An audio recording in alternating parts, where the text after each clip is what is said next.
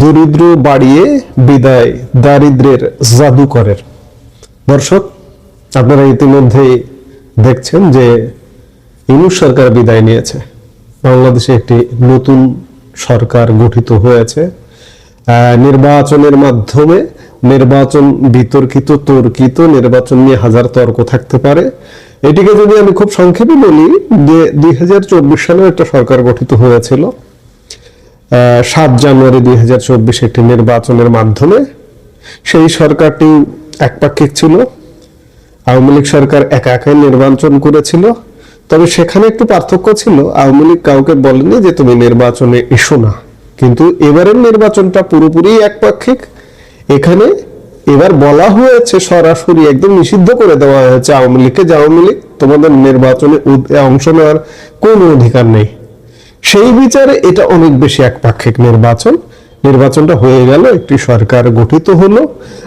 সরকার গঠন, সরকার নিয়ে আমরা আরো বিভিন্ন ভাবে আলাপ করব, দিনের পর দিন আমাদের আলাপ চলতেই থাকবে। কিন্তু একজন বিদায় নিলেন, একটি সরকার বিদায় নিল, একজন সরকার প্রধান বিদায় নিলেন, যাকে বলা হয় যে দারিদ্রের জাদুকর। জাস্ট নামে, কিন্তু বাস্তবতা এই লোকটি যখন সরকার পরিচালনা করতে এলো, তখন আমরা কি দেখলাম?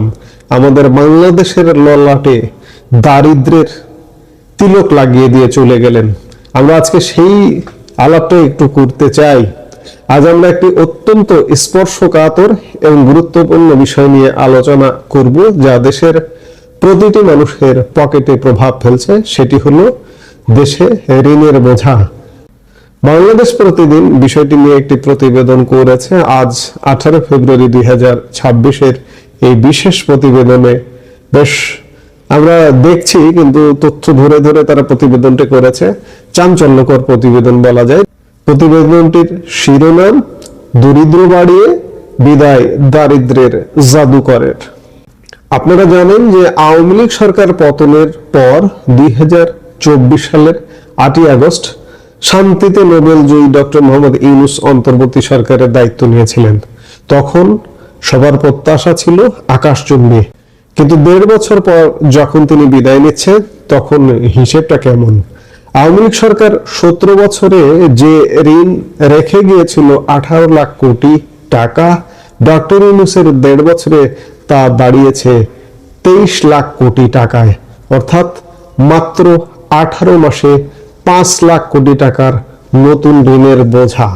একটি ভিডিও এবং আরেকটি স্থির চিত্র সামাজিক যোগাযোগ মাধ্যমে ভাইরাল হয়ে গেছে, এবং এই ভাইরাল হওয়া ভিডিও এবং স্থির চিত্র দিয়ে দাবি করা হচ্ছে গত গভীর রাতে সাবেক অন্তর্বর্তীকালীন সরকারের প্রধান উপদেষ্টা প্রফেসর ইউনূস তিনি দেশ ত্যাগ করেছেন। কাতার এয়ারওয়েজের একটি বিমানে তিনি দেশ ত্যাগ করেছেন, এরকম খবর চাউর হয়ে গেছে। আসলেই কি তাই? নতুন সরকার দায়িত্ব নিল, নতুন সরকারকে অনেক কিছু তো মানে শেখানোর আছে, তার অনেক ক্লাস নেয়ার প্রয়োজন তার রয়েছে। নতুন সরকার, নতুন লোকজন, তারা পথ চলতে পারবে না।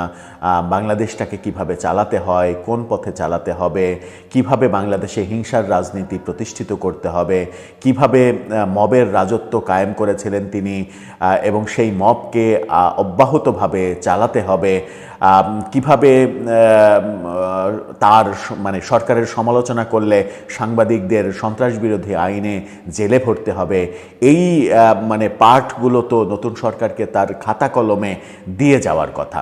না দিয়ে যেতেই নতুন সরকার তাকে বিদায়ী সম্বর্ধনা দেবে ঘটা করে, হয়তো সংসদ ভবনের দক্ষিণ প্লাজায়, সেই প্রিয় জায়গায় তার সেখানে একটা বিদায় সম্বর্ধনা হবে।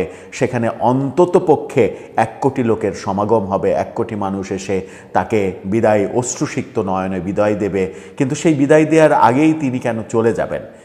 এই ভিডিওটা কি সত্যিই গত রাতের, নাকি আগের ভিডিও ভাইরাল করা হয়েছে? চলুন একটু বুঝে দেখি প্রেক্ষাপটটা, কেন তিনি চলে যাবেন। ভারতের সাথে তারেক রহমান এবং বর্তমান ক্ষমতাসীন বিএনপির যে সম্পর্ক, তাতে অনেকেই জানতে চাইছেন আওয়ামী লীগের সাথে, বিশেষ করে শেখ হাসিনার সাথে ভারতের সম্পর্ক কি এখন আগের মতো আছে নাকি বদলে গেছে। এদিকে টেকনোক্র্যাট কোটায় পররাষ্ট্র মন্ত্রী হিসেবে শপথ নেওয়ার পর থেকেই ডক্টর খলিলকে নিয়ে দেশে বিদেশে ব্যাপক আলোচনা সমালোচনা চলছে, এমনকি বিএনপির ভেতরে অনেক কথাবার্তা চলছে। আবার দেশ থেকে খবর পাচ্ছি বেশ অনেক জেলাতেই আওয়ামী লীগের অফিস খুলে দেওয়া হচ্ছে, তাদের কার্যক্রম সীমিত আকারে শুরু করা হচ্ছে। এটারই বা কারণ কি? একটা ইন্টারেস্টিং ইনফরমেশন পেলাম আজ।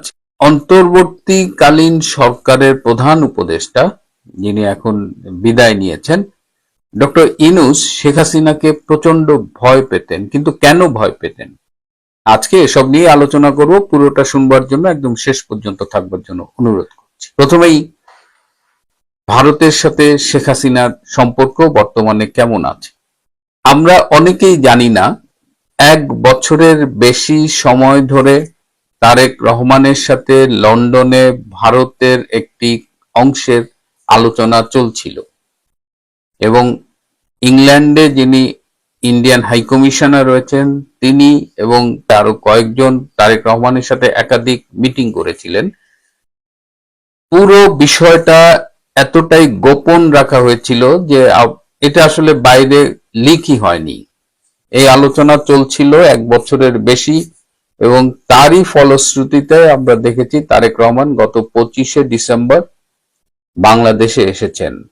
তার আগে কিন্তু তিনি আসেননি। ভারতের সাথে নেগোসিয়েশন করেই তারেক রহমান এসেছেন, কিন্তু নেগোসিয়েশনটা চলছিল 1 বছর, এটা আমরা জানতাম না। বিএনপির সাথে ভারতের ঘনিষ্ঠতা, তারেক রহমানের সাথে এই ঘনিষ্ঠতা স্বভাবতই প্রশ্ন উঠেছে, তাহলে শেখ হাসিনার দিক থেকে কি ভারত মুখ ফিরিয়ে নিচ্ছেন? আবার গতকাল কলকাতা থেকে একজন বললেন, দাদা শেখ হাসিনা নাকি লন্ডন চলে যাচ্ছেন। এরকম একটা কথাও বাতাসে ছড়াচ্ছে যে শেখ হাসিনা ভারত থেকে লন্ডনে চলে যাবেন। আবার কেউ কেউ বলছেন না, একদম যাবেন না, হয়তো দিন 10-এর জন্য ছোট বোন শেখ রেহানার বাড়িতে বেড়াতে যাবেন। আসলে কি অবস্থা?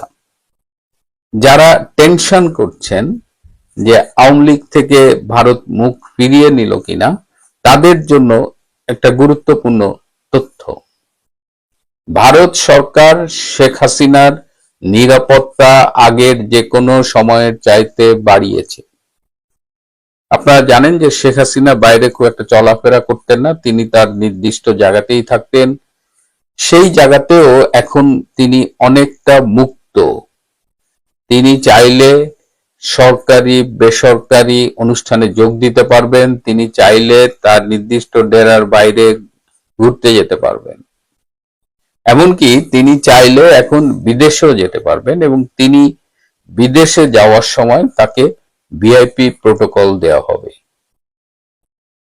সুতরাং বিএনপির সাথে বা তারেক রহমানের সাথে ভারতের যে সম্পর্কই হোক, তাদের একটা নিজস্ব পলিসি আছে, বাট ইট ডাজন্ট মিন যে আওয়ামী লীগকে বাদ দিয়ে ভারত করছে।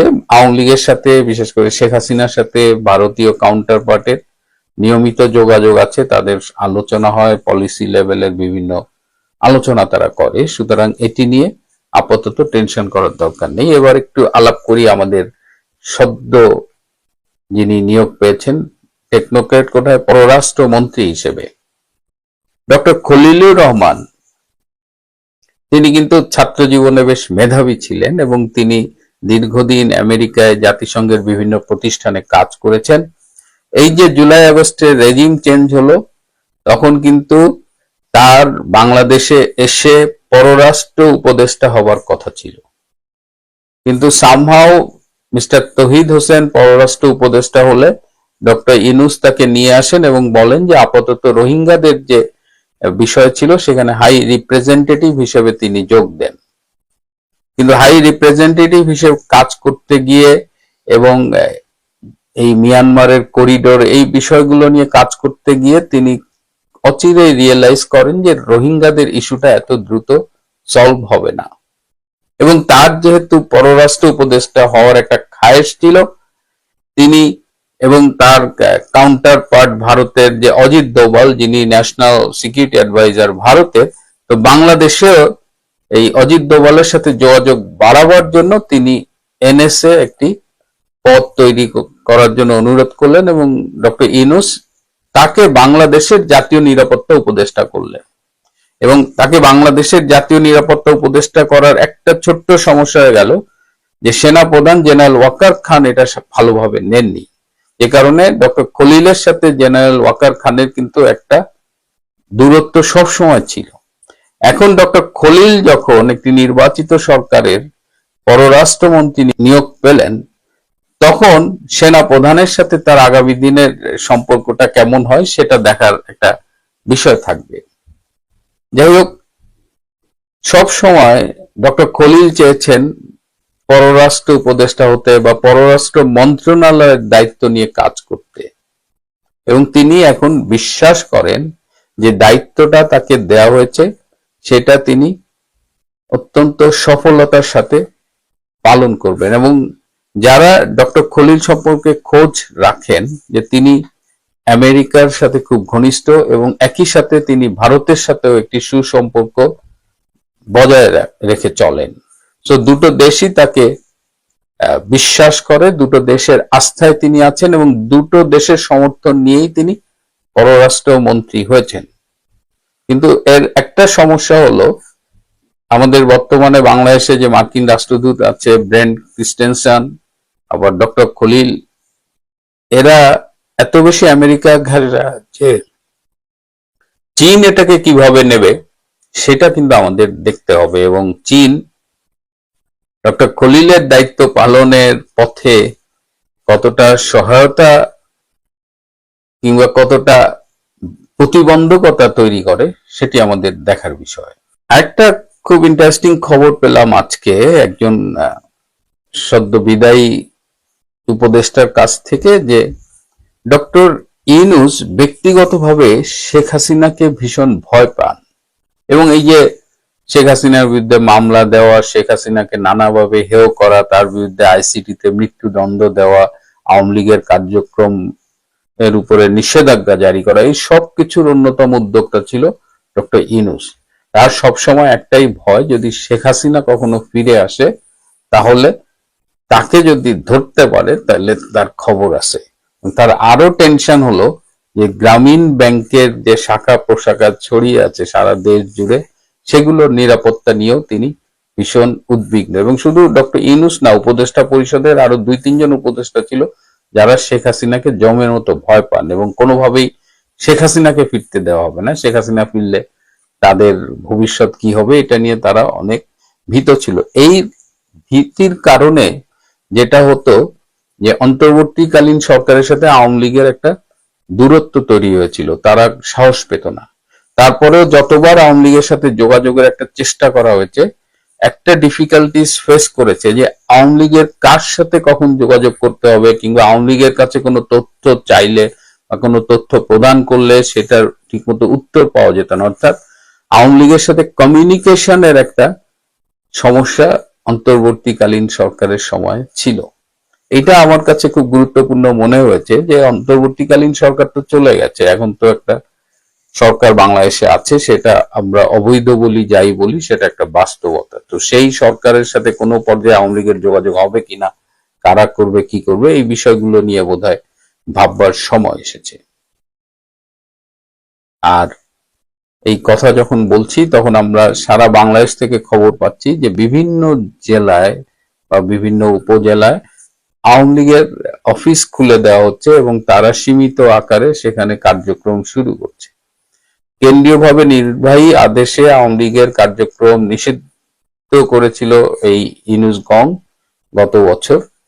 তো এখন তো এই নিষেধাজ্ঞাটা ওঠেনি, তারপরেও কেন আওয়ামী লীগ এভাবে কার্যালয় খুলছে একটু খবর নিয়ে জানলাম। বিশেষ করে সেই সব আসনে, যেসব আসনে বিএনপির এমপি জয়লাভ করেছে এবং সেই জয়লাভের পেছনে আওয়ামী লীগ সমর্থক ভোটারদের একটা বড় ভূমিকা ছিল, সেই সব জায়গায় একটা আন্ডারস্ট্যান্ডিং হয়েছে। এবং তৃণমূল আওয়ামী লীগের এই জায়গাটা আমি বলবো যে এটা একটা গ্রেট স্যাক্রিফাইস, যে তারা আওয়ামী লীগের নেতাকর্মী হিসেবে বিএনপি কর্তৃক নিগৃহীত হয়েছে, তাদের বিরুদ্ধে মামলা হয়েছে, তাদের অনেককে হত্যা করা হয়েছে, তারপরেও এই সব কষ্ট বুকে চেপে তারা কিন্তু জামাত ঠেকানোর জন্য অনেক জায়গায় বিএনপিকে ভোট দিয়েছে এবং সেই সব জায়গায় বিশেষ করে বিএনপির প্রার্থীরা আওয়ামী লীগের কার্যালয় খুলে দেওয়া বা কার্যক্রমের ব্যাপারে তাদের কাছ থেকে একটা গ্রিন সিগন্যাল আছে।